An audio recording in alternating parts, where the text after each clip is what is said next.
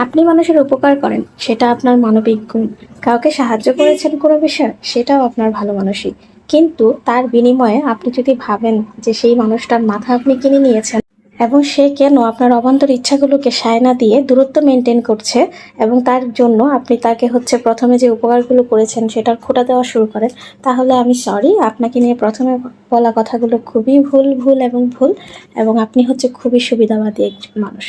কাউকে খারাপ মনে করা নিজে ভালো না হওয়ার প্রথম লক্ষণ। আমাদের নবী সাল্লাল্লাহু আলাইহি সাল্লাম বলেছেন, কেউ খারাপ হওয়ার জন্য এটাই যথেষ্ট যে সে অন্যকে খারাপ মনে করে। কিন্তু আমাদের তো অভ্যাস হয়ে গেছে অন্য কারো দোষ ধরা।